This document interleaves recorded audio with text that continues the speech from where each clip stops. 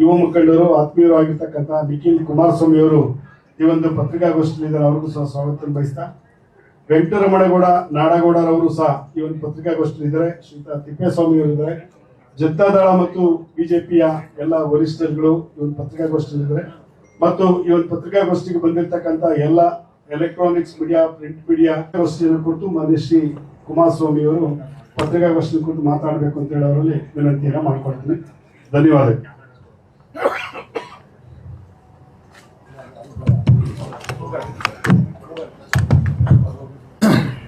ಎಲ್ಲ ಆತ್ಮೀಯ ಮಾಧ್ಯಮದ ಮಿತ್ರರಿಗೆ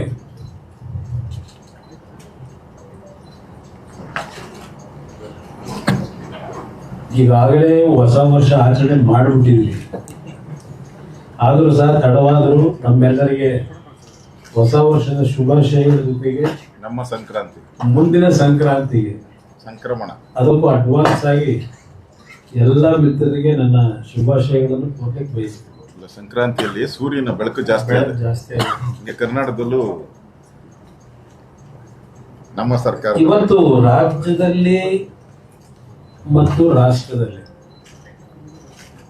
ಇತ್ತೀಚೆಗೆ ಕೇಂದ್ರ ಸರ್ಕಾರ ಕಳೆದ ಅಧಿವೇಶನದಲ್ಲಿ ಒಂದು ಪ್ರಮುಖವಾದಂತಹ ನಿರ್ಣಯವನ್ನು ಮಾಡಿದ್ರು. ಒಂದು ಬಿಲ್ಲನ್ನು ಏನು ಪಾಸ್ ಮಾಡಿದ್ದಾರೆ, ಅದರ ಬಗ್ಗೆ ವಿಶೇಷವಾಗಿ ಕಾಂಗ್ರೆಸ್ನ ರಾಜ್ಯಘಟಕದಲ್ಲಿ ಬಹಳ ದೊಡ್ಡ ಮಟ್ಟದ ಅಪಪ್ರಚಾರಗಳು ನಡೀತಾ ಇದೆ. ಇಲ್ಲಿ ಯಾವೊಂದು ಕೇಂದ್ರ ಸರ್ಕಾರ ಹಿಂದೆ ಇದ್ದಂತ 2005ರಲ್ಲಿ ಪ್ರಾರಂಭ ಆದಂತ ಮನ್ರೇಗಾ, ಆ ಒಂದು ಯೋಜನೆಯನ್ನ ಕಳೆದ ಅಧಿವೇಶನದಲ್ಲಿ ಕೆಲವು ಬದಲಾವಣೆಗಳನ್ನ ತರತಕ್ಕಂಥದ್ರ ಮುಖಾಂತರ ಹೆಸರನ್ನು ಬದಲಾವಣೆ ಮಾಡಿದ್ದಾರೆ ಅಂತಕ್ಕಂಥ ಒಂದು ಹಿನ್ನೆಲೆಯಲ್ಲಿ ಅದನ್ನೇ ರಾಜಕೀಯವಾಗಿ ಕಾಂಗ್ರೆಸ್ ಪಕ್ಷ ದುರ್ಬಳಕೆ ಮಾಡೋದ್ರಲ್ಲಿ ಹೊರಟಿದ್ದಾರೆ. ಯಾವೊಂದು ಹೊಸದಾಗಿ ಹೆಸರಲ್ಲಿ ಇಟ್ಟಿದ್ದಾರೆ, ವಿಕಸಿತ ಭಾರತ್ ರೋಜ್ಗಾರ್ ಮತ್ತು ಆಜೀವಿಕಾ ಮಿಷನ್ ಖಾತೆ ಅಂತಕ್ಕಂಥದ್ದು ಅದರ ಸಂಪೂರ್ಣ ಹೆಸರು. ಆದರೆ ಅದನ್ನ ಶಾರ್ಟ್ ಆಗಿ ಜಿರಾಮ್ಜಿ ಅಂತ ಹೇಳಿ ಕೇಂದ್ರ ಸರ್ಕಾರ ಮಹಾತ್ಮ ಗಾಂಧೀಜಿಯವರಿಗೆ ಅಪಚಾರ ಮಾಡಿ ಅವರ ಹೆಸರನ್ನ ಬದಲಾವಣೆ ಮಾಡಿದ್ದಾರೆ ಅಂತಕ್ಕಂಥ ಒಂದು ದೊಡ್ಡ ಅಪಪ್ರಚಾರವನ್ನ ಕಾಂಗ್ರೆಸ್ ಪಕ್ಷ ಮಾಡ್ತಾ ಇರತಕ್ಕಂಥದ್ದು ನೋಡ್ತಾ ಇದ್ದೆ. ಎಷ್ಟರ ಮಟ್ಟಿಗೆ ಕಾಂಗ್ರೆಸ್ಸು ಸುದೀರ್ಘವಾದಂತ ಆಡಳಿತ ನಡೆಸಿದಂಥವ್ರು, ಬಹುಶಃ ಹಲವಾರು ಯೋಜನೆಗಳು, ನೂರಾರು ಯೋಜನೆಗಳು ಬಂದಿದ್ದಾವೆ ಕೇಂದ್ರ ಸರ್ಕಾರದಲ್ಲಿ, ರಾಜ್ಯ ಸರ್ಕಾರದಲ್ಲಿ. ಯಾವುದಾದರೂ ಪ್ರಮುಖವಾದಂತ ಯೋಜನೆಗಳಿಗೆ ಮಹಾತ್ಮ ಗಾಂಧೀಜಿಯವರ ಹೆಸರನ್ನ ಎಷ್ಟು ಹೆಸರನ್ನ ಇಟ್ಟಿದ್ದಾರೆ. ನಿಜಕ್ಕೂ ಅವರಿಗೆ ಗಾಂಧೀಜಿಯವರ ಬಗ್ಗೆ ಗೌರವ ಇದೆ, ಕೇಳಲಿಕ್ಕೆ ಬಯಸ್ತಿಲ್ಲ. ಕರ್ನಾಟಕದಲ್ಲೇ ಎಷ್ಟು ಹೆಸರನ್ನ ಇಟ್ಟಿದ್ದಾರೆ. ಈ ಸರ್ಕಾರ, ಕಾಂಗ್ರೆಸ್ ಸರ್ಕಾರಗಳು ನಡೀಬೇಕಾದ್ರೆ ಕಾಂಗ್ರೆಸ್ ನಾಯಕರು ಕೇಳಲಿಕ್ಕೆ ಬಯಸ್ತಾರೆ. ನಾ ಈಗಿನ ಒಂದು ಜಿರಾಮ್ಜಿ ಅಂತಕ್ಕಂಥ ಬಿಲ್ಲಿನ ಬಗ್ಗೆ, ಈ ಯೋಜನೆ ಬಗ್ಗೆ ವಿಧಾನಸಭೆಯೇನೋ ಅಧಿವೇಶನ, 2 ದಿನದ ಅಧಿವೇಶನ ಕರೀತೀವಿ. ಇನ್ನು ಮುಂದಿನ 26ನೇ ತಾರೀಕಿನಿಂದ ಕನಿಷ್ಠ ಒಂದೊಂದು ವಿಧಾನಸಭಾ ಕ್ಷೇತ್ರದಲ್ಲಿ 5 ಕಿಲೋಮೀಟರ್ 10 ಕಿಲೋಮೀಟರ್ ವರೆಗೆ ಪಾದಯಾತ್ರೆ ಮುಖಾಂತರ ಈ ಯೋಜನೆ ಜನವಿರೋಧಿ ನೀತಿ ಇರ್ತಕ್ಕಂಥದ್ದನ್ನ ಜನಗಳ ಮುಂದೆ ತೆಗೆದುಕೊಂಡು ಹೋಗ್ತೀವಿ ಅಂತೇಳಿ ಕಾಂಗ್ರೆಸ್ ಪಕ್ಷ ಈಗಾಗಲೇ ಘೋಷಣೆ ಮಾಡಿಕೊಂಡಿದ್ದಾರೆ. ನಾನು ಕಾಂಗ್ರೆಸ್ ನಾಯಕರಿಗೆ ಕೇಳಲಿಕ್ಕೆ ಬಯಸ್ತೀನಿ, ಯಾವ ರೀತಿಯಲ್ಲಿ ಇದು ಜನಸಾಮಾನ್ಯರಿಗೆ, ಕೂಲಿ ಕಾರ್ಮಿಕರಿಗೆ ಇವತ್ತು ಅನ್ಯಾಯ ಆಗ್ತಕ್ಕಂಥದ್ದು ಅನ್ನೋದು ಪ್ರಶ್ನೆ ಇದೆ. ಏನು ಕಾಂಗ್ರೆಸ್ ಸರ್ಕಾರ ಆಡಳಿತದಲ್ಲಿದ್ದಾಗ 2005ರಲ್ಲಿ ಈ ಒಂದು ಯೋಜನೆಯನ್ನ 2006-07 ಪ್ರಾರಂಭ ಆಯಿತು. ಒಳ್ಳೆ ಉದ್ದೇಶದಲ್ಲೇ ತಂದಿದ್ದಾರೆ. ನಾನು ಈ ಒಂದು ಯೋಜನೆ ತಂದಿರತಕ್ಕಂಥದ್ದು ತಪ್ಪು ಅಂತ ಹೇಳಲಿಕ್ಕೆ ಹೋಗೋದಿಲ್ಲ. ಅವತ್ತಿನ ದಿನ ಬಡ ಕೂಲಿ ಕಾರ್ಮಿಕರಿಗೆ ನಿರುದ್ಯೋಗದ ಸಮಸ್ಯೆಯನ್ನ ಗ್ರಾಮೀಣ ಪ್ರದೇಶದಲ್ಲಿ ಹಲವಾರು ಕುಟುಂಬಗಳ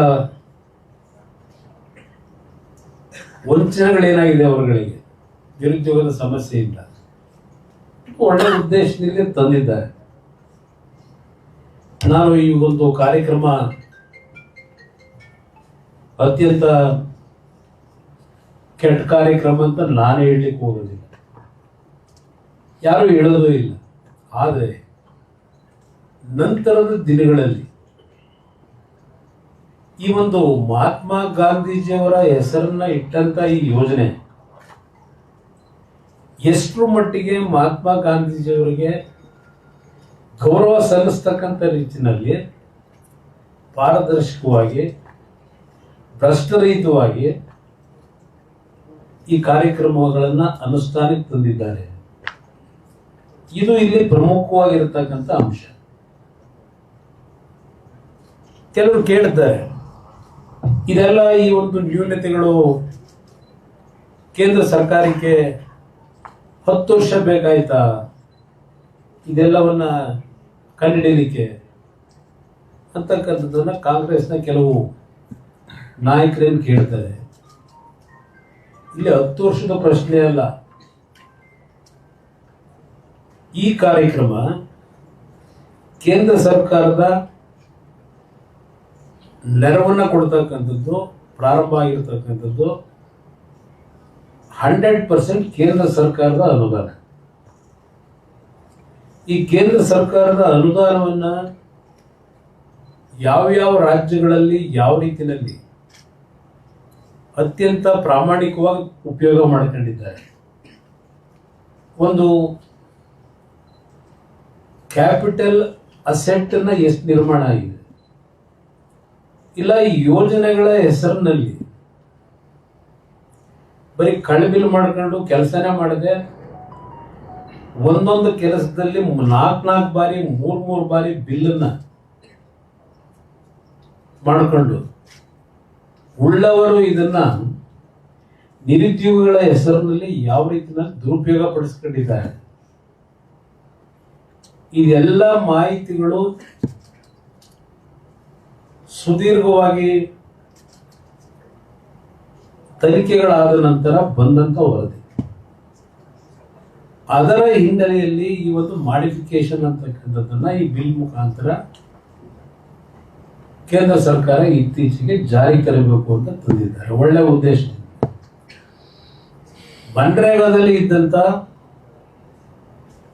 ಹಲವಾರು ತಪ್ಪುಗಳೇನಿದೆ, ಲ್ಯಾಕುನಗಳೇನಿತ್ತು, ಅದನ್ನ ಯಾವ ರೀತಿ ಸರಿಪಡಿಸಬೇಕು ಅಂತಕ್ಕಂಥ ಹಿನ್ನೆಲೆಯಲ್ಲಿ ಇವತ್ತು ಉತ್ತಮವಾದ ರೀತಿಯಲ್ಲಿ ಈ ಒಂದು ಯೋಜನೆಯನ್ನ ಅನುಷ್ಠಾನಕ್ಕೆ ತರಲಿಕ್ಕೆ ಪ್ರಯತ್ನ ಪಟ್ಟಿದ್ದಾರೆ ಅನ್ನೋದು ನನ್ನ ಅಭಿಪ್ರಾಯ. ನಿಮ್ಮ ಗಮನಕ್ಕೆ ನಾನು ತರ್ತಕ್ಕಂಥದ್ದು, ಈ ಯೋಜನೆ ಪ್ರಾರಂಭ ಆಗಿದ್ದು 2006-07 ಪ್ರಾರಂಭ ಆಯಿತು. 2013-14 ಟೋಟಲ್ ಪರ್ಸೆಂಟೇಜ್ ಜನರೇಟ್ ಆಗಿರ್ತಕ್ಕಂಥದ್ದು 1660 ಕೋಟಿ. 2006-7ರಿಂದ 2013-14 ನಂತರ 2014-15ರಿಂದ 2025-26 10 ವರ್ಷದಲ್ಲಿ ನರೇಂದ್ರ ಮೋದಿ ಅವರ ನಾಯಕತ್ವದಲ್ಲಿ 3210 ಕೋಟಿ ಪರ್ಸೆಂಟೇಜ್ ಜನರೇಟ್ ಆಗಿರ್ತಕ್ಕಂಥದ್ದು ದಿನಗೂಲಿದೆ ಪರ್ಸೆಂಟೇಜ್ 3210 ಸೆಂಟ್ರಲ್ ಫಂಡ್ ರಿಲೀಸ್ ಆಗಿರತಕ್ಕಂಥದ್ದು UPA ಸರ್ಕಾರದಲ್ಲಿ 2006 ಇಂದ 2013 2,13,220 ಕೋಟಿ. ನರೇಂದ್ರ ಮೋದಿ ಅವರ ಸರ್ಕಾರದಲ್ಲಿ 8,53,810 ಕೋಟಿ ಹಣ ಬಿಡುಗಡೆ ಮಾಡಿದ್ದಾರೆ. ಈ ಒಂದು ಹಣದಲ್ಲಿ ಟೋಟಲ್ ವರ್ಕ್ಸ್ ಕಂಪ್ಲೀಟ್ ಆಗಿರತಕ್ಕಂಥದ್ದು UPA ಸರ್ಕಾರದಲ್ಲಿ 153 ಲಕ್ಷ ವರ್ಕ್ಗಳು, ನರೇಂದ್ರ ಮೋದಿ ಅವರ ಸರ್ಕಾರದಲ್ಲಿ 862 ಲಕ್ಷ ವರ್ಕ್ಗಳು ಕಂಪ್ಲೀಟ್ ಆಗಿದೆ. ಇಂಡಿವಿಜುವಲ್ ಅಸೆಟ್ ಕ್ರಿಯೇಷನ್ ಆಗಿರ್ತಕ್ಕಂಥದ್ದು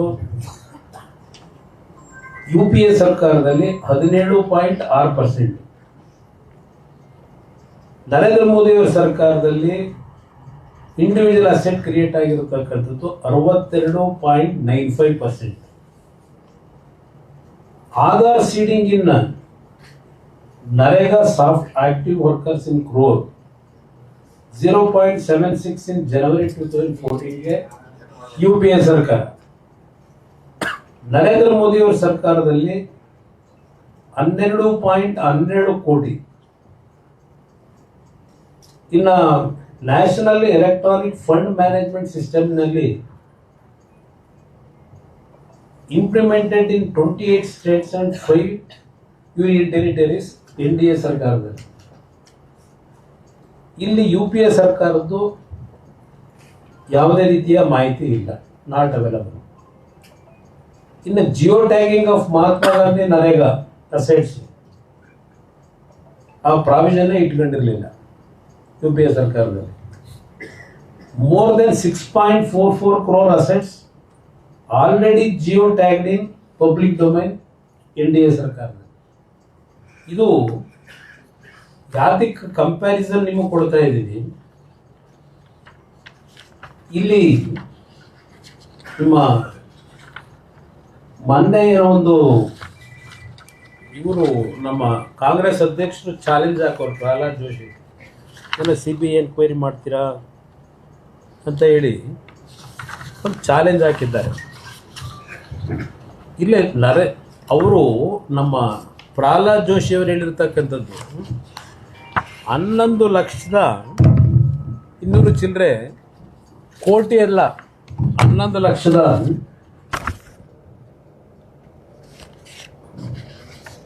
ಏನು 11 ಲಕ್ಷ ಕೋಟಿ ಅವ್ಯವಹಾರ ಆಗಿದೆ ಅಂತ ಹೇಳಿ ಹೇಳಿದ್ರು ಪ್ರಹ್ಲಾದ್ ಜೋಶಿ ಅವರು ಅಂತ ಹೇಳಿ ಏನು ಹೇಳಿದ್ದಾರೆ. ಅದು 11,202,000 ಚಿಲ್ಲರೆ ಕೊಡ್ತೀನಿ. ಒಂದು ನಿಮಿಷ, ಒಂದೇ ನಿಮಿಷ. ಅದು ವರ್ಕ್, ಅದು ಹಣ ಅಲ್ಲ, ಹಣ ಅಲ್ಲ, ಅದು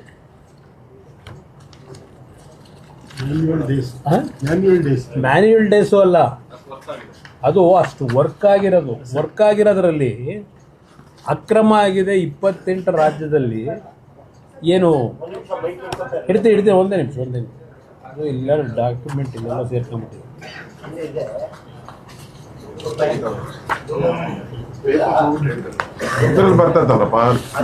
ಇಲ್ಲ ಅದು ಅವ್ರಿಗೆಲ್ಲ ದೂರ ಇದೆ, ಕೇಳಬೇಕಲ್ಲ.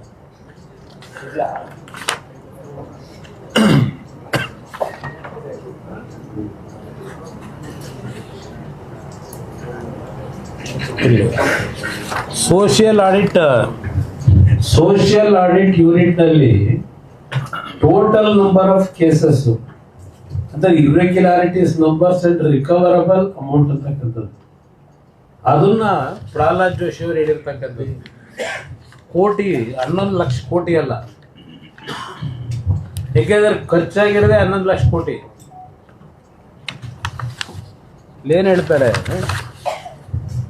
11,03,876 ಕೋಟಿ ಇಲ್ಲಿ ಇರೆಗ್ಯುಲಾರಿಟೀಸ್ ಆಗಿರ್ತಕ್ಕಂಥದ್ದು. ಅದು 11 ಲಕ್ಷ ಕೋಟಿ ಅಂತ ಹೇಳಿ ಇವರೇನೋ ಮಿನಿಸ್ಟ್ರು ಕನ್ಫ್ಯೂಸ್ ಮಾಡ್ಕೊಂಡಿರ್ಬೇಕು ಪಾಪ ನಮ್ಮ ಡೆಪ್ಟಿ CM ಅವರು. ಇದು ಇರ್ತಕ್ಕಂಥ ಇರೆಗ್ಯುಲಾರಿಟೀಸ್ ಬಗ್ಗೆ ಮಾತನಾಡಿದ್ದಾರೆ. ಅದು ಯಾತಕ್ಕೆ ಆ ಥರ ಕೋಟಿ ಅಂತ ಬಂತೋ ಗೊತ್ತಿಲ್ಲ ನನಗೆ. ಇದು ನಡೆದಿರ್ತಕ್ಕಂಥ ಇಲ್ಲಿ ಅವ್ರು ಏನು ಹೇಳ್ತಾರೆ, ನಾನು ಕಂಪ್ಯಾರಿಸನ್ ಕೊಡ್ತೀನಿ.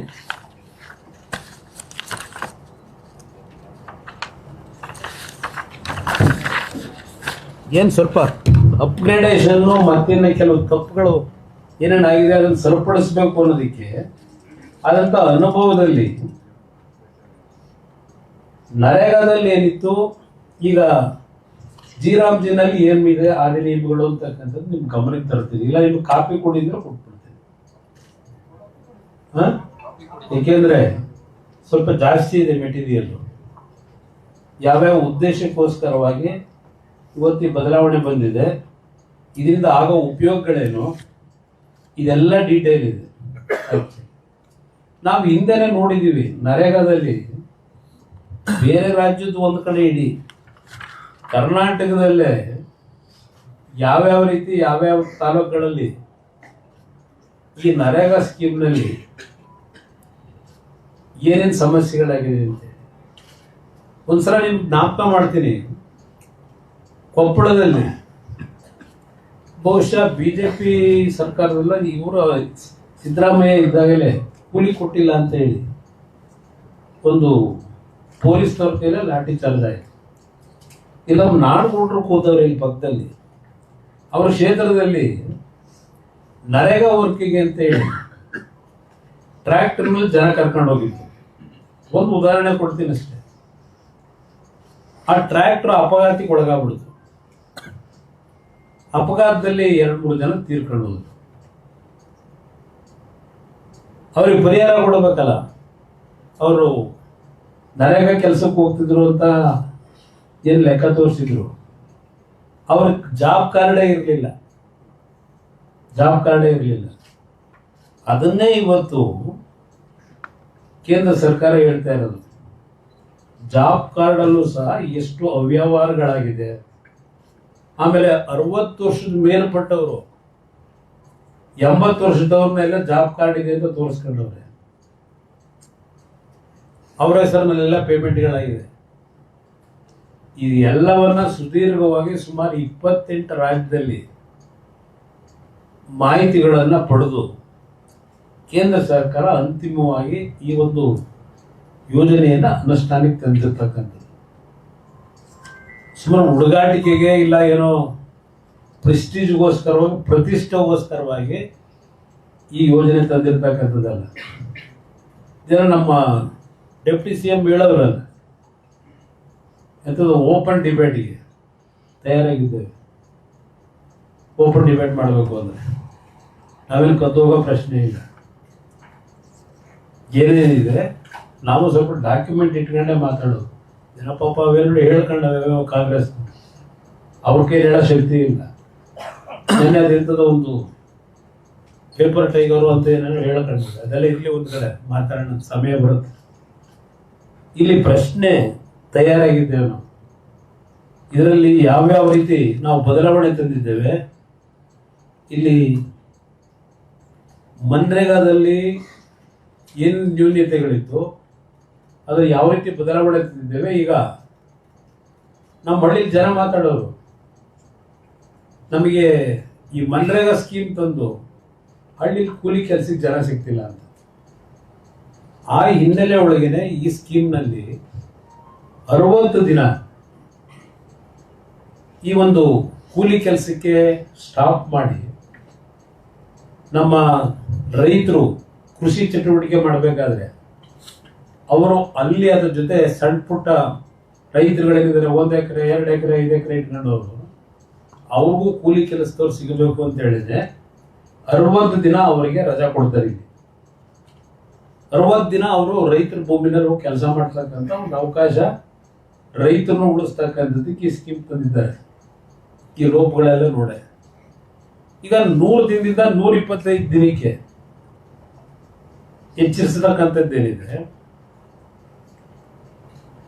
ಈ ಒಂದು ದಿನಗಳನ್ನ ಇಲ್ಲಿ ಪ್ರಶ್ನೆ 40% 60% ಇದೆಯಲ್ಲ, ಇದನ್ನ ಇಡಬೇಕಾದ್ರೆ 40% ಇದ್ರೂ ಸಹ ಹೆಚ್ಚುವರಿಯಾಗಿ ಈಗ ಏನಿದೆ ಸ್ಕೀಮು 17,000 ಕೋಟಿ ಹಣ ರಾಜ್ಯ ಸರ್ಕಾರಗಳಿಗೆ ಹೆಚ್ಚಿನ ರೀತಿಯಲ್ಲಿ ಬರ್ತದೆ. ಈಗಿರ್ತಕ್ಕಂಥ ವ್ಯವಸ್ಥೆನಲ್ಲಿ 17,000 ಕೋಟಿ ಹಲವಾರು ರಾಜ್ಯಗಳಿಗೆ ಬರ್ತದೆ.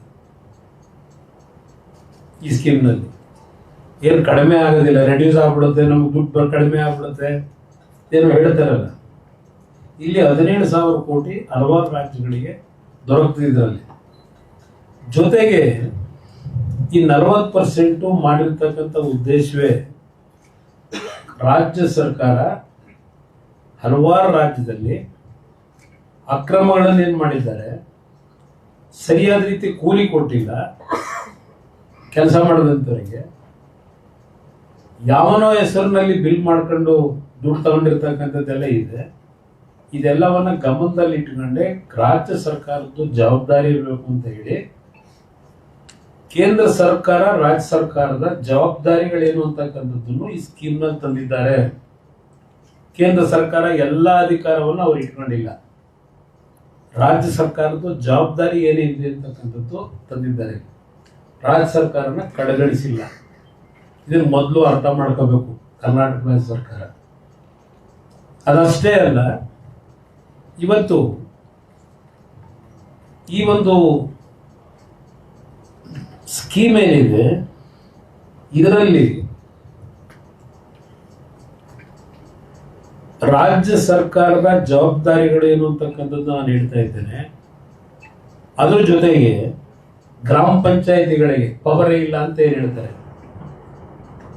ಗ್ರಾಮ ಪಂಚಾಯಿತಿಗಳಿಗೂ ಅಧಿಕಾರ ಇಲ್ಲಿದೆ. ಗ್ರಾಮ ಪಂಚಾಯಿತಿಗಳ ಮುಖಾಂತರವೇ ಪ್ರತಿ ಮನೆಯಲ್ಲಿ ಕೂಲಿ ಕೆಲಸ ಅವ್ರಿಗೆ ಸಿಕ್ಕಿದೆಯೋ ಇಲ್ವೋ ಅಂತಕ್ಕಂಥ ಮಾಹಿತಿಗಳನ್ನ ಗ್ರಾಮ ಸಭೆಗಳಲ್ಲಿ ಗ್ರಾಮ ಪಂಚಾಯಿತಿಯವರೇ ತೀರ್ಮಾನ ಮಾಡಬೇಕು. ಈ 3 ಸ್ಟೇಜಲ್ಲಿ ಯಾರ್ಯಾರಿಗೆ ಏನೇನು ಜವಾಬ್ದಾರಿ ಕೊಡಬೇಕು ಕೊಟ್ಟಿದ್ದಾರೆ. ಇಲ್ಲಿ ಗ್ರಾಮ ಪಂಚಾಯತಿ ಸದಸ್ಯರ ಅಧಿಕಾರವನ್ನು ಕಿತ್ಕೊಂಡ್ಬಿಟ್ಟಿದ್ದಾರೆ. ನಾವೆಲ್ಲ ಕಡೆ ಹೋಗಿ ಈಗ ಪಾದಯಾತ್ರೆ ಮಾಡಿ ಎಲ್ಲರಿಗೂ ಇವತ್ತು ಕಣ್ತೆರೆಸ್ತೀವಿ, ದ್ರೋಹ ಮಾಡ್ತಾ ಇದ್ದಾರೆ ಪಂಚಾಯತಿ ಸದಸ್ಯರಿಗೆ. ನಿಮ್ಮ ಯೋಗ್ಯತೆಗೆ ಚುನಾವಣೆ ನಡೆಸ್ತೆ ಇನ್ನು ತಳ್ಕಂಡು ಮುಂದೋಗಿ ಆ 15ನೇ ಹಣಕಾಸಿನ ಆಯೋಗ ದುಡ್ಡು ತಗೊಳ್ಳಿಲ್ಲ, ನಿಮ್ಮ ಯೋಗ್ಯತೆಗೆ ಇನ್ನೂ ತಗೊಳ್ಳಿಲ್ಲ ದುಡ್ಡು. ನೀವು ಪಂಚಾಯತಿ ಸದಸ್ಯರಿಗೆ ಗೌರವ ಕೊಡೋರು ಈ ಕಾಂಗ್ರೆಸ್ ಸರ್ಕಾರ. ಇದು ಈ ಸರ್ಕಾರದ ನಡವಳಿಕೆ ಏನಿದೆ, ಪ್ರತಿಯೊಂದು ಇಶ್ಯೂನಲ್ಲೂ ಕೇಂದ್ರ ಸರ್ಕಾರದ ಜೊತೆ ಘರ್ಷಣೆಗೆ ಹೋಗಿ ಇವತ್ತು ನಮ್ಮ ರಾಜ್ಯದ ಬೆಳವಣಿಗೆಯನ್ನ ಸಂಪೂರ್ಣವಾಗಿ ಇವತ್ತು ನಾಶ ಆಗ್ತಕ್ಕಂಥ ವಾತಾವರಣ ನಿರ್ಮಾಣ ಮಾಡಿದ್ದಾರೆ. ಮಾತೆತ್ತಿದ್ರೆ ನಾವು 1 ಲಕ್ಷ ಕೋಟಿ ತೆರಿಗೆ ಕಟ್ಟಿದ್ದೇವೆ. ಇವತ್ತು GST ನಲ್ಲಿ ಸಿಸ್ಟಮ್ ಏನಿದೆ ಅಂತಕ್ಕಂಥದ್ದು ಗೊತ್ತಿದೆ. ಎಸ್, ನಮ್ಮ ರಾಜ್ಯ 2ನೇ ಸ್ಥಾನದಲ್ಲಿ ಇರಬಹುದು. ಈ ಒಂದು ವ್ಯವಸ್ಥೆಗಳು ಬಂದಿದ್ದು ಈಗಲ್ಲ, ನರೇಂದ್ರ ಮೋದಿ ಅವರು ಬಂದ ಮೇಲೆ ಅಲ್ಲ, ನೆಹರು ಕಾಲದಲ್ಲೇ ಪ್ರಾರಂಭ ಆಗಿರೋದು. ಇದು ಯಾವ ಸಿಸ್ಟಮ್ ಅಲ್ಲಿ ರಾಜ್ಯಗಳಿಗೆ ಹಂಚಿಕೆ ಆಗಬೇಕಣ್ಣ ಅಂತ ಹೇಳಿ ಪದೇ ಕೇಂದ್ರ ಸರ್ಕಾರದ ಮೇಲೆ ಯಾಕೆ ಘರ್ಷಣೆ ಮಾಡಬೇಕು? ನಾನು 2 ಬಾರಿ ಸರ್ಕಾರ ನಡೆಸಿದ್ದೇನೆ. ಇವತ್ತು ಕೃಷ್ಣ ಬೈರೇಗೌಡರು ಕೇಳಿ, ನನ್ನ ಕಾಲದಲ್ಲಿ ಪಂಚಾಯತ್ ರಾಜ್ ಮಂತ್ರಿಗಳು 800 ಕೋಟಿ ನರೇಗಾ ಸ್ಕೀಮ್ ನಲ್ಲಿ ಹಣ ಬಂದಿರಲಿಲ್ಲ.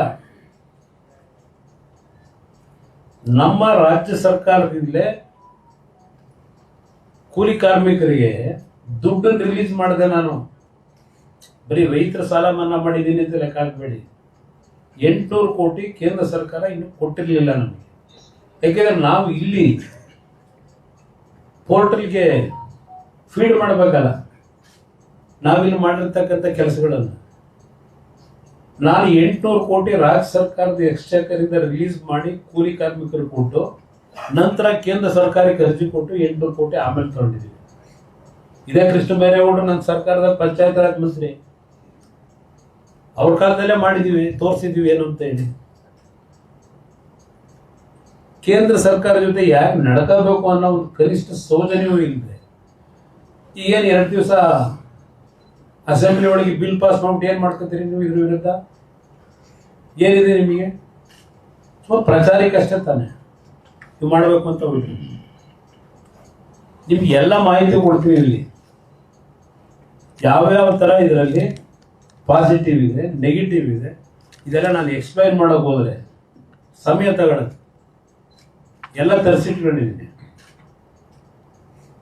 ಸಂಪೂರ್ಣ ಮಾಹಿತಿ ಕೊಡ್ತೀನಿ. ಓಪನ್ ಡಿಬೇಟ್ ಬೇಕಾ ಮಾಡಂತೆ, ಏನ್ ಕದೋಗಲ್ಲ.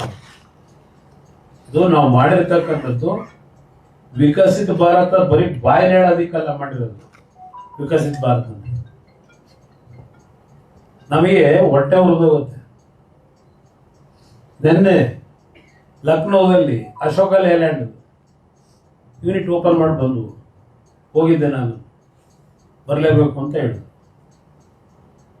ಎಷ್ಟು ತಂದಿದ್ದೀರಿ ನೀವು ಇಂಡಸ್ಟ್ರಿಗಳನ್ನ? ಅದೇಂಥದ್ದು ಮಂಡ್ಯದಲ್ಲಿ ಒಂದು ಹೇಳ್ತಾ ಇದ್ದೀರಿ, ಅದು ಆಮೇಲೆ ಮಾತಾಡ್ತೀನಿ ಅದ್ರ ಬಗ್ಗೆ. ಈಗ ಇಲ್ಲಿ ಬೇಡ, ಈಗ ನರೇಗಾದು ಇದು ಜೀರಾವಜಿ ನಡೀತಿದೆ, ಮತ್ತೆ ಡೈವರ್ಟ್ ಆಗೋದು ಬೇಡ. ನನಗೂ ಜವಾಬ್ದಾರಿ ಇದೆ ರಾಜ್ಯದಲ್ಲಿ ಏನು ಮಾಡಬೇಕು ಅಂತ ಹೇಳಿ. ಅದರಿಂದ ಈ ಒಂದು ಅಪಪ್ರಚಾರ ಏನು ಹೇಳ್ಕೊಂಡು ಹೊರಟಿದ್ದೀರಿ, ಇಲ್ಲಿವರೆಗೆ ಯಾವ್ಯಾವ ರಾಜ್ಯದಲ್ಲಿ ಏನೇನು ಲೂಟಿ ಆಗಿದೆ, ಕರ್ನಾಟಕದಲ್ಲೂ ಹಲವಾರು ಲೂಟಿ ಆಗಿರೋದು ನನ್ನ ಹತ್ರನೇ ಮಾಹಿತಿ ಇದೆ. ಬೇಕಾದ್ರೆ ನಿಮಗೆ ಟನ್ಗಟ್ಟಲೆ ಕೊಡ್ತೀನಿ ಮೆಟೀರಿಯಲ್ ಕೊಟ್ಟಿರೋದು. ಹಿಂದೆ ಯಾವ ಥರ ಈ ಒಂದು ನರೇಗಾದಲ್ಲಿ ಅಕ್ರಮಗಳಾಗಿದೆ ಅಂತೇಳಿ ಕೊಟ್ಟಿರ್ತಕ್ಕಂಥ ಮಾಹಿತಿ ಹಳೇದು ಇಟ್ಟಿದ್ದೀವಿ. ಇನ್ನೊಂದು ಇದೆಲ್ಲ ನೋಡೇ ಕೇಂದ್ರ ಸರ್ಕಾರ ಇವತ್ತು ಜಿ ಅಂತ ಅಂದ್ರೆ ಏನೋ ರಾಮನ ಹೆಸರು ಇಟ್ಟವ್ರಿ ಅಂತ ಅನ್ಕೋದು. ಇಲ್ಲಿ ಇರ್ತಕ್ಕಂಥದ್ದು ವಿಕಸಿತ ಭಾರತದ ಹೆಸರಿನಲ್ಲಿ ಇಟ್ಟಿರ್ತಕ್ಕಂಥ ಹೆಸರು. ಪ್ರತಿಯೊಂದು ಕೇಂದ್ರ ಸರ್ಕಾರದ ಯೋಜನೆಗಳು ನೀವು ಗೆದ್ದರೆ ಇವತ್ತು ಹುಡ್ಕೊಂಡು ಹೋಗ್ಬೇಡಿ, ದುರ್ಬಿ ಹಾಕೊಂಡು. ಇವತ್ತು ನಾನು ಅಲ್ಲಿ ಕೆಲಸ ಮಾಡ್ತಾ ಇದ್ದೇನೆ, ಅಲ್ಲಿ ಸ್ವಲ್ಪ ಎಲ್ಲ ಇಲಾಖೆಗಳಲ್ಲಿ ಯಾವ ರೀತಿ ಕೆಲಸ ನಡೀತಿದೆ ನನಗೂ ಸ್ವಲ್ಪ ಅದರ ಅನುಭವ ಇದೆ. ಅದರಿಂದ ಕೇಂದ್ರ ಸರ್ಕಾರದ ಜೊತೆ ಪ್ರತಿನಿತ್ಯ ಸಂಘರ್ಷಕ್ಕೆ ಹೋಗದೆ ಯಾವ ರೀತಿ ಒಳ್ಳೆ ಕೆಲಸ ಇದೆ, ಒಳ್ಳೆ ಕೆಲಸ ಮಾಡಬೇಕು ಅಂತ ಹೊರಟಿದ್ದಾರೆ, ಅದನ್ನ ಮುಕ್ತವಾದ ಮನಸ್ಸಿನಲ್ಲಿ ಗೌರವಯುತವಾಗಿ ನಡ್ಕೊಳ್ತಕ್ಕಂಥದ್ದು ಕಲೀರಿ ಅಂತಕ್ಕಂಥದ್ದು ಈ ರಾಜ್ಯ ಸರ್ಕಾರಕ್ಕೆ ಹೇಳಿ ಬಯಸ್ತೀನಿ. So Congress has termed this as Nathuram, not just Ram. This is not Sitaram or Dashrath Karam. They've called it ಅದಕ್ಕೆ ಹೇಳ್ತಾ ಇರೋದು, ಇದರ ಹೆಸರೇ ಭಾರತ್ ವಿಕಾಸ್ ಗ್ರಾಮೀಣ ರೋಜ್ಗಾರ್ ಗ್ಯಾರಂಟಿ. ಗ್ಯಾರಂಟಿ ಅಲ್ಲ, ಮತ್ತು ಆಜೀವಿಕಾ ಮಿಷನ್ ಖಾತೆ ಇಂಗ್ಲಿಷ್ನಲ್ಲಿ ಇರ್ತಕ್ಕಂಥದ್ದು.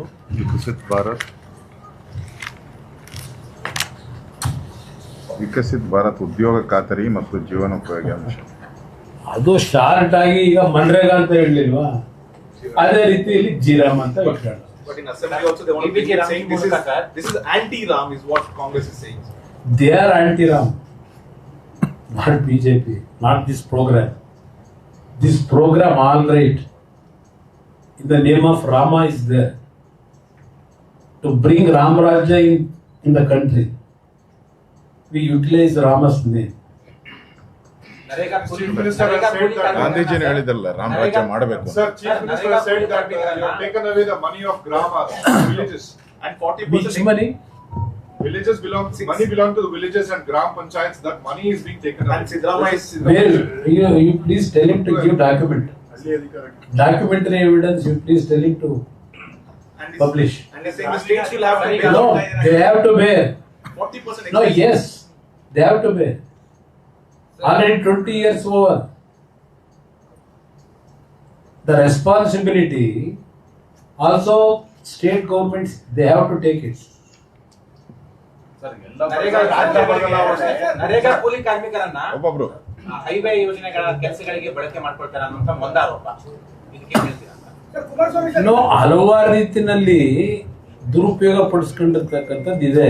ಅಲ್ಲ ಈಗ ಸರ್ ಈಗ ಯಾವುದು ಆ ರೀತಿ, ಅದಕ್ಕೋಸ್ಕರಲೇ ಇದೇನೇನು ಕೆಲವು ಲೂಪ್ ಹೋಲ್ಸ್ ಇತ್ತು ಸರಿಪಡಿಸಬೇಕು ಅನ್ನೋ ದೃಷ್ಟಿಯಿಂದಲೇ ಈ ಯೋಜನೆ ತಂದಿರೋದು. ರಾಜ್ಯಗಳ ಜೊತೆ ಚರ್ಚೆ ಮಾಡಿಲ್ಲ ಕೇಂದ್ರ ಅನ್ನೋ ಆರೋಪನೂ ಇದೆ ಸರ್. ರಾಜ್ಯಗಳ ಜೊತೆ ಚರ್ಚೆ ಮಾಡಿಲ್ಲ ಅಂತ ಆರೋಪ ಇದೆ. ಕುಮಾರಸ್ವಾಮಿ ಸರ್ ಕಾಂಗ್ರೆಸ್ ಮಾಡ್ತಾ ಇರೋದು, ಮುಖ್ಯಮಂತ್ರಿಗಳು ಸರ್ಕಾರ ಮಾಡ್ತಾ ಇರುವಂತ ಈ ವಿಚಾರಕ್ಕೆ ಆರೋಪ ಮಾಡ್ತಾ ಇರುವಂತದ್ದು ಸ್ಥಳೀಯ ರಾಜ್ಯಗಳಿಗೆ ಸ್ಥಳೀಯವಾಗಿ ಎಲ್ಲಿ ಕೆಲಸ ಮಾಡಬೇಕು ಅಂತ ಗುರುತಿಸಲಾಗಿತ್ತು.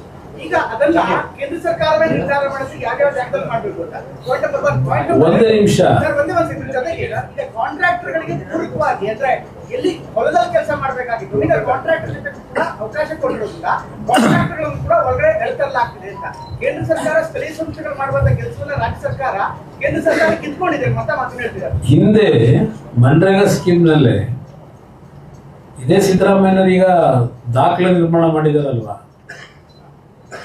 ನನ್ನ ಅಭಿಪ್ರಾಯದಲ್ಲಿ ಅವ್ರು ಇರೋದು ಯಾಕೆಂದ್ರೆ ಕಾಂಗ್ರೆಸ್ ನಾಯಕರುಗಳು ಹೇಳೋದು, ಮಂತ್ರಿಗಳು ಮತ್ತು ಅವರು ಹೇಳೋದು, ಹೈಕಮಾಂಡ್ ಹೇಳೋವರೆಗೂ ಇರ್ತೀನಿ ಅಂತ ಎಷ್ಟೋ ಬಾರಿ ಹೇಳೋರಲ್ವಾ. ಬಹುಶಃ ಅವರು ಈ ರಾಜ್ಯದಲ್ಲಿ ಲೀಸ್ಡ್ ಬೇಸ್ನಲ್ಲಿ ಇದ್ದಾರೆ. ಲೀಸ್ಡ್ ಬೇಸ್ಡ್ ಮುಖ್ಯಮಂತ್ರಿ ಅವರು ನನ್ನ ಅಭಿಪ್ರಾಯದಲ್ಲಿ. ಅದು ಬೇರೆ ಒಂದು ಭಾಗ ಇರಲಿ. ಏನು ದೇವರಾಜ ಅರಸೋರ್ದಾಗಲೇ ಅವರು ಸೆಟ್ ಹೊಡೆದಿದ್ರು, ಕಂಟಿನ್ಯೂಸ್ ಆಗಿದ್ರು 7 ವರ್ಷ. ಇಂದಿರಾ ಗಾಂಧಿ ವಿರುದ್ಧ ಸೆಟ್ ಹೊಡೆದು ನಿಂತರು. ಇವರು ಕೇಂದ್ರ ಸರ್ಕಾರದ ಹೈಕಮಾಂಡ್ ಇದೆಯಲ್ಲ, ರಾಹುಲ್ ಗಾಂಧಿ, ಅವ್ರಿಗೆ ಕಾಯ್ತವ್ರು, ನೀವು ಯಾವತ್ತೂ ನನ್ನ ಹೋಗ್ತೀರಿ, ಯಾವಾಗ ನಾನು ಹೋಗ್ತೀರಿ ಅಂತ ಹೇಳಿ. ನನಗೆ ಗೊತ್ತಿಲ್ಲಪ್ಪ, ನನಗೆ ಅವ್ರ ಪರಿಸ್ಥಿತಿ, ನನಗೂ ಅವ್ರಿಗೂ ಕಾಂಟ್ಯಾಕ್ಟ್ ಇಲ್ಲಿ. ಅಲ್ಲ, ಒಂದು 5 ನಿಮಿಷ ನಾವು ಮಾತಾಡ್ಬಿಡ್ತೀವಿ, ಆಮೇಲೆ ಪ್ರಶ್ನೆ ತಗೊಳ್ತಾರೆ. ಇಲ್ಲಿ ಹೇಳಿದ್ರಲ್ಲ, ಹಿಂದೆ ಮನ್ರೇಗಾ ಸ್ಕೀಮ್ ನಲ್ಲಿ ಹಿಂದೆ ಕಾಂಟ್ರಾಕ್ಟರ್ಗಳಿಗೆ ಕೆಲಸ ಮಾಡೋರು 80% ದಿನಗೂಲಿಯವ್ರು ಮಾಡೋರು. ಹಿಂದೆ ಮಾಡಿರೋದೇನು, ಬೇಕಾದಷ್ಟು ಇನ್ಸಿಡೆಂಟ್ಗಳು ಕೊಡ್ಬಲ್ಲೆ ಏನೇನಾಗಿದೆ ಅಂತ, ಯಾವ ಕ್ಷೇತ್ರದಲ್ಲಿ ಏನೇನಾಗಿದೆ. ಅದರಿಂದ ಇವತ್ತು ಲೂಪ್ ಹೋಲ್ಸ್ ಏನಿದೆ ಅದನ್ನು ಸರಿಪಡಿಸೋಕ್ಕೋಸ್ಕರಲೇ ಈ ಸ್ಕೀಮ್ ತಂದಿದ್ದೀವಿ. ಇದನ್ನ ದೊಡ್ಡ ಅಪ್ರಚಾರ ಮಾಡ್ಕೊಂಡು ಮಾತಾಡಬೇಕಾದ ಅವಶ್ಯಕತೆ. ಯೋಜನೆಯಲ್ಲಿರೋ ಲೂಪ್ ಹೋಲ್ಸ್ಗಳನ್ನ ಎಲ್ಲದೂ ತಿದ್ದುಪಡಿ ಮಾಡಿದ್ದೀರಾ ಸರಿ ಸರ್, ಆದ್ರೆ ಹೆಸರು ಬದಲಾವಣೆ ಮಾಡುವಂತ ಅಗತ್ಯತೆ ಏನಿದೆ? ಈಗ ಯೋಜನೆ 20 ವರ್ಷ ಆಗಿದೆ, ಹೊಸ ಯೋಜನೆ ಇಲ್ಲಿ ತರ್ತಾ ಇದ್ದಾರೆ. ಇದನ್ನ ಅದಕ್ಕೋಸ್ಕರ ಮಾಡ್ಕೊಂಡಿದ್ದಾರೆ. ಆಮೇಲೆ ಮತ್ತೆ ಅಲ್ಲ ಮಾತಾಡ್ಬಿಡ್ತಾರೆ, ಅವ್ರು ಹೇಳ್ಬಿಡ್ತಾರೆ, ಒಟ್ಟಿಗೆ ಕೇಳಿ. ಆಮೇಲೆ 5 ನಿಮಿಷ ಮಾತನಾಡ್ತಾನೆ, ಆಮೇಲೆ ಮತ್ತೊಮ್ಮೆ ಮಾನ್ಯ ಕುಮಾರಸ್ವಾಮಿ ಅವರು ಮಾತನಾಡ್ತಾರೆ. ಆತ್ಮೀಯ ಪತ್ರಿಕಾ ಹಾಗೂ ಮಾಧ್ಯಮದ ಸ್ನೇಹಿತರೆ, ತಮ್ಮೆಲ್ಲರಿಗೂ ಸಹ ಸಂಕ್ರಾಂತಿಯ ಶುಭಾಶಯಗಳ ಸಂದರ್ಭದಲ್ಲಿ ಕೋರ್ತಾ, Honorable Prime Minister Narendra Modi ji has taken a historic decision of bringing VBG Ramji, Vikasit Bharat Guarantee for Rozgar and Ajivan Mission.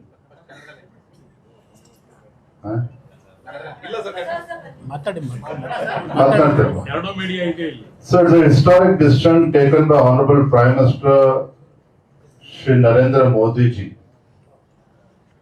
But unfortunately, Congress party, Rahul Gandhi as well as Chief Minister Siddaramaiah, Congress party always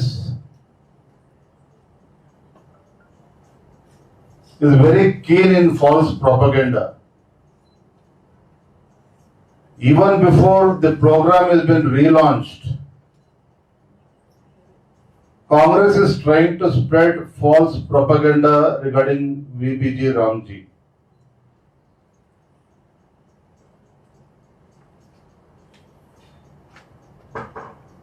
The entire country knows, the people of this country are aware of the fact that Congress party never respected Mahatma Gandhi ji.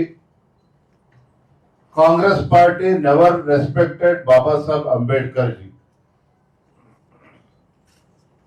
But when Honorable Prime Minister brings in a historic bill, when lakhs and lakhs of money has been spent in Manrega, is it wrong on the part of the Prime Minister or Bharatiya Janata Party or NDA government to ensure that there should not be any pilferage, no leakage, corruption has to be curbed? For your kind information, during NDA tenure in last 10 years, more than 7.8 lakh crores has been spent in Manrega scheme. Now the vision of the Honorable Prime Minister Narendra Modi ji, which is also a dream of Mahatma Gandhi ji. If India has to emerge as a developed country, as a developed nation, villages has to be developed. Basic infrastructure has to be given at the village level. So Prime Minister Narendra Modi ji, with a good intention, has brought in valuable changes in the entire scheme. The working days has been increased from 100 days to 125 days.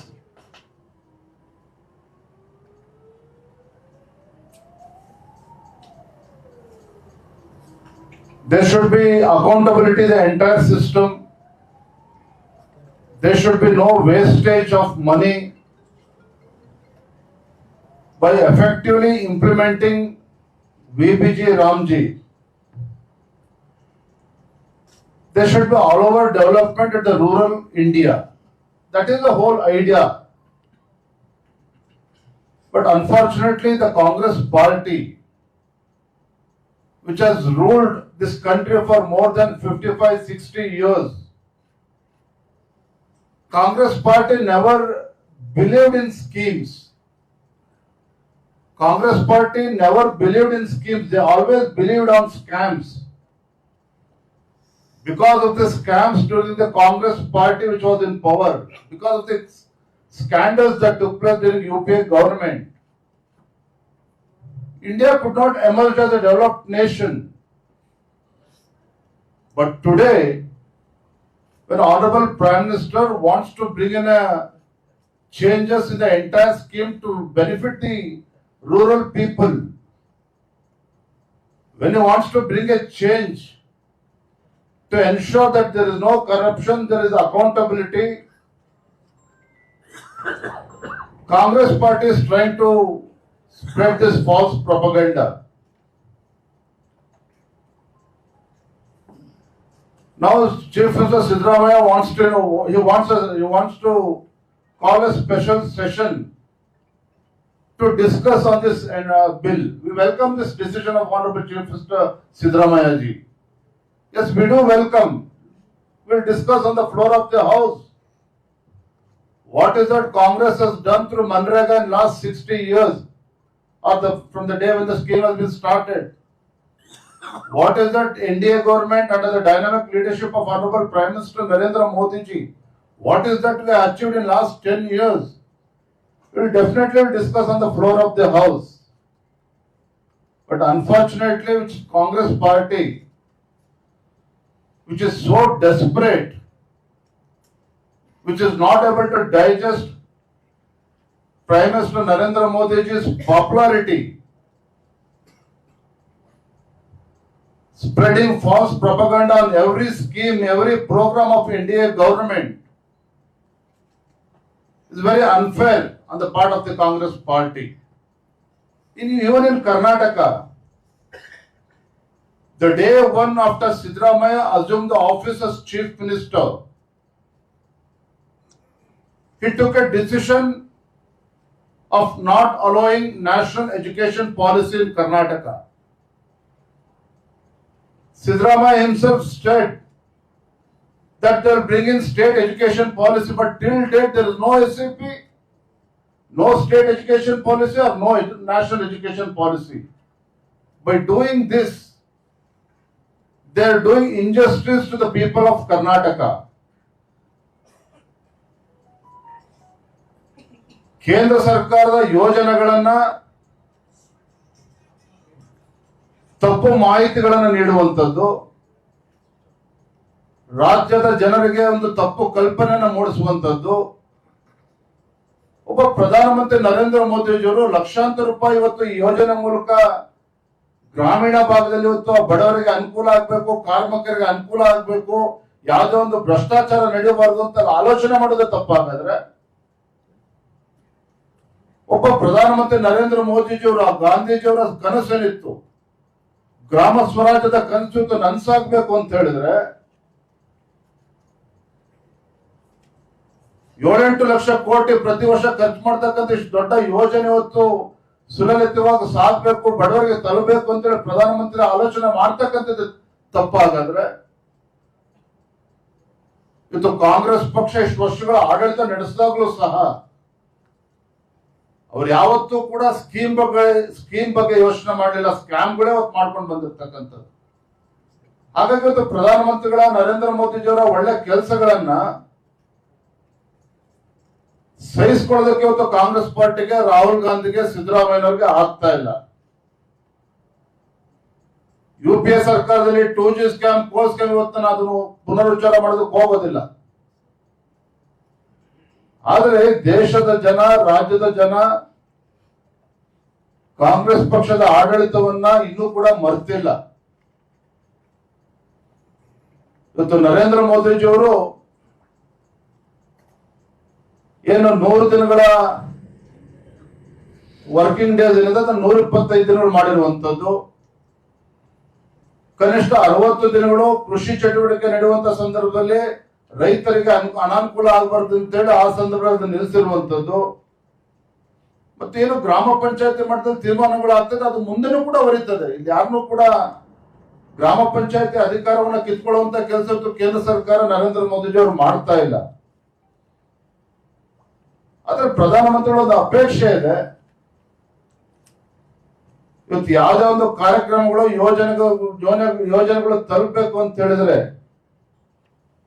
there should be a proper accountability, there should be a transparency, the entire scheme, entire program. ಅದೊಂದು ಸದುದ್ದೇಶ ಇಟ್ಕೊಂಡು ನರೇಂದ್ರ ಮೋದಿಜಿ ಅವರು ಮಾಡಿರುವಂತದ್ದು. ಇದರ ನಡುವೆ ಕಾಂಗ್ರೆಸ್ ಪಕ್ಷ ಎಲ್ಲಾ ಸಂದರ್ಭದಲ್ಲೂ ಯಾವ ರೀತಿ ಅಪಪ್ರಚಾರ ಮಾಡ್ತಾ ಇದ್ದಾರೆ, ಕರ್ನಾಟಕದಲ್ಲೂ ಕೂಡ, ದೇಶದಲ್ಲೂ ಮಾಡ್ತಾ ಇದ್ದಾರೆ, ಕರ್ನಾಟಕದಲ್ಲೂ ಕೂಡ ಅಪಪ್ರಚಾರ ಮಾಡೋದಕ್ಕೆ ಹೊರಟಿದ್ದಾರೆ. ಇವರಿಗೆ ಬೇಳೆನ ಇವ್ರು ಯಾವುದೇ ರೀತಿ ಇದನ್ನ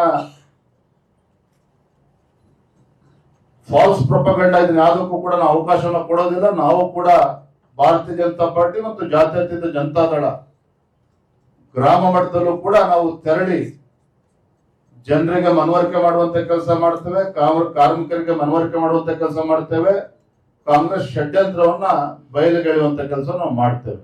ಧನ್ಯವಾದ. ಬಿಜೆಪಿ ಜೆಡಿಎಸ್ ವಿಲೀನ ಆಗುತ್ತೆ ಅಂತ ಎಚ್ಡಿಕೆ ಹೇಳಿದ್ರು. ಈಗ ಎರಡೂ ಪಕ್ಷದ ನಾಯಕರಿದ್ದೀರಾ, ಏನ್ ಹೇಳ್ತೀರಾ? ಅಣ್ಣ, ಇವತ್ತು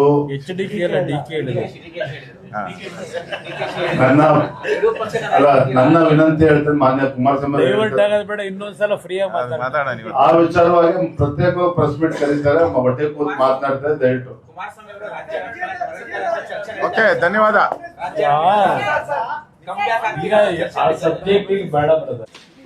Some changes is there, but several issues.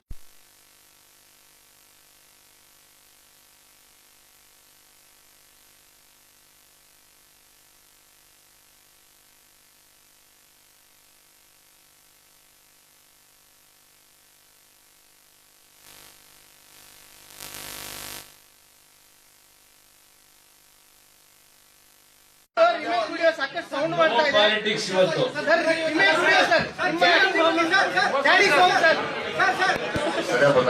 ಎಲ್ಲರಿಗೂ ಮುಂದೆ ಪ್ರೆಸ್ ಮೀಟ್ ಕರೀತೀವಿ. Don't worry. ಎಲ್ಲ ದಯವಿಟ್ಟು ಮಾಧ್ಯಮದ ಸ್ನೇಹಿತರು ಭೋಜನವನ್ನ ಸ್ವೀಕಾರ ಮಾಡಬೇಕು, ಊಟ ಮಾಡ್ಕೊಂಡು ಹೊರಡ್ಬೇಕು. ಥ್ಯಾಂಕ್ ಯು, ಧನ್ಯವಾದ.